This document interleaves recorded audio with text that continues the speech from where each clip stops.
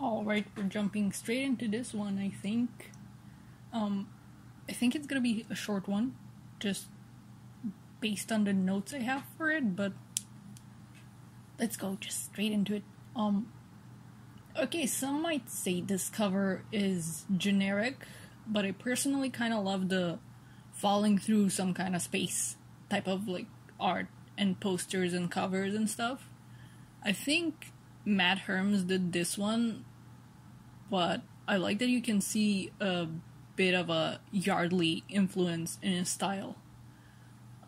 Not sure if Tangle and Belle being there in one of the window-like thingies is just an indication as to how their side of the story is gonna be about figuring out what's happened with Sonic and Co., or if they're also gonna be getting pulled into whatever kind of dimension or cyberspace stuff that's going on that the other three are in. I guess we'll see. I don't normally post full pages on here, but this is a one-page spread and it looks nice.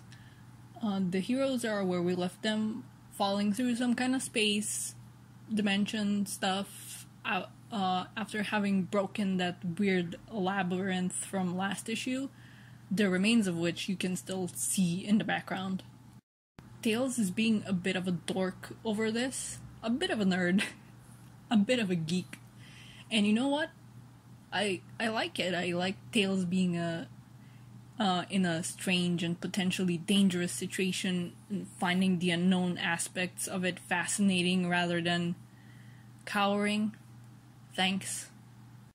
He grabs Sonic and Amy and just flies, and we really see the labyrinth they were in just falling apart, and I guess it was just floating in a space like...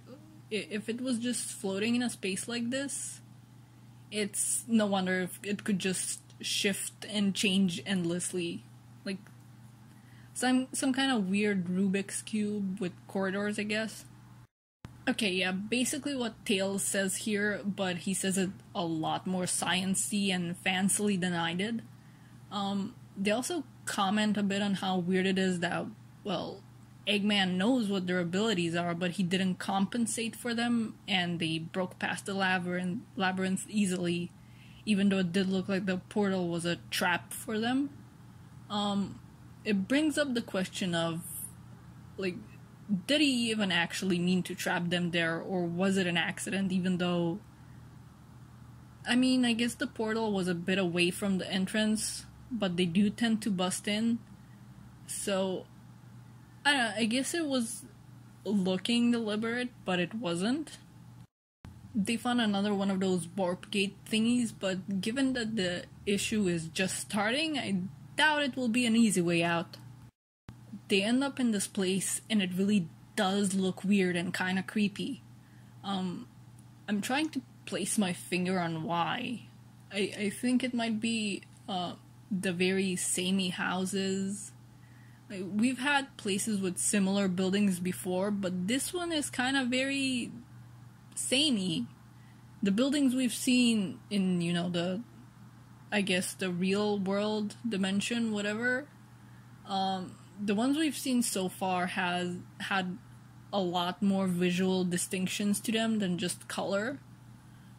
Though, I think it's also because of how empty it is. Like, there's no NPCs filling out the backgrounds or shopping carts or anything. It's just empty, save for our heroes. It kind of gives me the vibes of that one, like...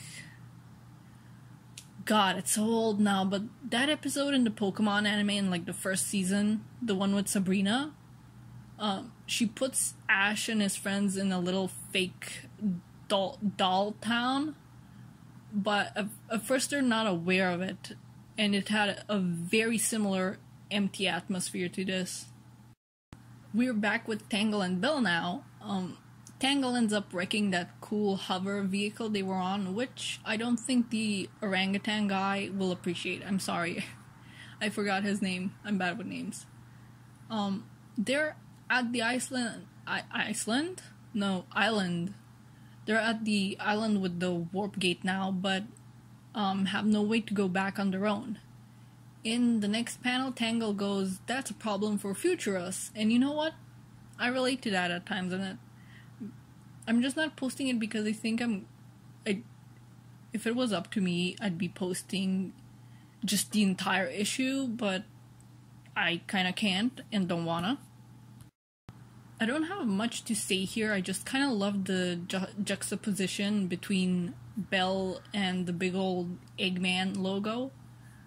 She looks like a baby, and I hope she doesn't get her marionette heart broken by Egghead. Okay, so we get more warp gates. I still think the one Sonic and Co. fell through didn't lead to an actual physical place. But maybe these other ones do. Like, maybe this is how Eggman gets supplies to all his bases. Unless he's building more things like that labyrinth we saw. Apparently, egg pawns just get lost in these warp gates. I guess, like the one we saw, that was marking the walls with chalk in the labyrinth last issue. And it looks like there's chambers to these things, and Orbot and Cubot are running things in this base. Unless Eggman is just away for the moment, and they're in charge for the moment. Okay, so Sonic and friends are in some kind of test chambers for what exactly we don't know yet. In the next couple panels, Eggman is shown not to mind us though, and I guess he's probably gonna be using Sonic and friends to further test those chambers. Man, I wish we knew what she was gonna say here. She didn't expect him to sound so familiar, menacing. Like, either way, she's in trouble. Or not. They just pass her by, I guess, because she's a robot. But they'd fight Omega and Gemerl, though. Like, maybe she isn't registered as a threat yet, or it's because Tinker, aka Eggman, made her. I mean, he made the other two as well, but again, registered threats, so she hasn't done a lot of fighting against Eggman so far, so they probably don't see her as a threat. Tangle naturally finds this suspicious and is pretty perceptive in pointing out that Belle wanted to come to this base more than Tangle did, and this is Belle's answer. I guess she doesn't know that she was built by Mr. Tinker or Eggman, maybe? Maybe she just got activated one day and figured that Eggman is someone that can build robots like her, but that she also isn't something he'd build because she doesn't want to hurt people. So that's probably how she started wondering what the answer is, or at least that's my theory on it. I do also wonder how she got activated if she wasn't active this whole time. Maybe that explosion that Super Sonic and Super Silver made with the warp ring activated her with a shockwave or something? Who knows? I hope we get answers to that. We probably will. I also just wanted to post Tangle's response to it because I think it's very sweet and heartwarming, and I think that the middle speech bubble can just be applied to life and people in general. Okay, so this place is kind of like the labyrinth, probably always shifting. Though in the next panel they find that one of the doors is open, so I guess the others were locked. The inside is about as empty looking as the outside, despite it having furniture.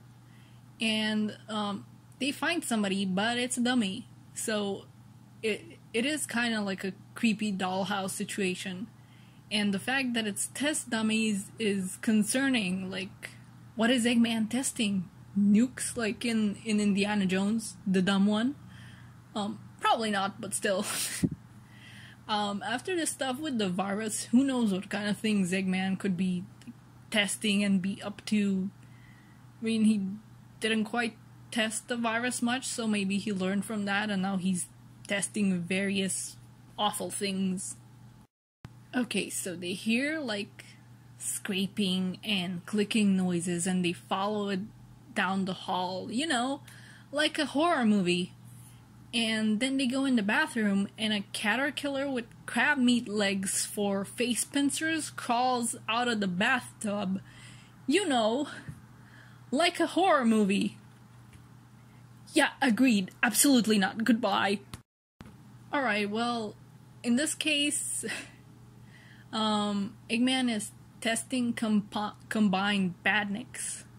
I think the creepiest one was the caterpillar with the crab meat, though. And I think the chopper with a motobug wheel is kind of funny. Add that to Speed Battle. I'm only half joking. It could be somebody's weapon, you don't know. So do you think anybody's gonna get like Zombot PTSD side effects from this situation? Probably not, but we get some of Sonic being antsy that he's all cooped up in a place with no room to run, which I'm always a fan of. He's got his own little fears. We love to see it. As a side note, I've been loving the different lettering used for the different sound effects this issue. I was gonna say that it is pretty weird that Eggman found out they're in his test system or whatever and hasn't boasted yet, and I was gonna wonder if he even had a way to boast given how this place kinda seems like a prototype. But then we hear his good old Eggman laugh and Sonic is thrilled. Eggman toaster for evil toast! We kind of have it confirmed here that this place is a testing grounds for different kind of badniks and the sort, and potentially more dangerous stuff. They're not outright saying it's like in cyberspace or something, but I think the implications are clear enough. But I just want to talk about the Eggman toaster like IDW, Sega. Do you realize what you're unleashing? The fans unleashed the Sonic toaster, and now we'll have T for toaster again, but for Eggman's toaster. Like, when will you learn? When will you learn? Etc., etc. I'd want an Eggman toaster, though. I know they've said the Sonic toaster was an amazing one-time thing where the chat exploded enough to turn it into a real thing, but still, Eggman and Sonic toast for Sonic and Eggman's 30th anniversary. Come on. And I guess we finish how we started, with me posting a rare full page because it's one big page spread. Eggman is talking through appliances and he's made himself known to the group. I don't think we're gonna get a confirmation, like an outright statement on whether this place is virtual or not, or we haven't outright gotten it so far, maybe in the next issues. But either way, I think Eggman is gonna be sending some more personalized threats to them, maybe. So I really wonder what he's gonna dish out now that he has them trapped in this place where he's basically omnipresent, if he wants to be. From the way Orbot and Cubot were talking, it sounded like it has a lot of chambers. So it's probably hard to get out of it. And especially if each one of those doors wasn't like a portal to another portal, but to a bunch of chambers. And it feels like Tangle and Belle are gonna have to save them somehow. But I do hope Belle finds some answers along the way, even if they probably won't be the ones she's gonna wanna hear or like particularly. But it would still be nice for her to get answers, I think. But yeah, I was right, this was a short one. Well, not comic-wise, obviously, it was the usual pages, just the talking points I had about it, I guess. And in terms of what happened in it, but still, it was a pretty good issue. I like the pacing of it. It doesn't feel too fast, and it doesn't feel too slow, in my opinion. But yeah, that'll be it till next time. The wait seems long between these, but again, I think I'm still under the effect of Bad Guys, so I'm like, ooh, 2 comic issues in 1 month. But no, it's just one, and the wait feels longer. But hey, still, I think it's worth it. But anyway, see ya when I see ya, and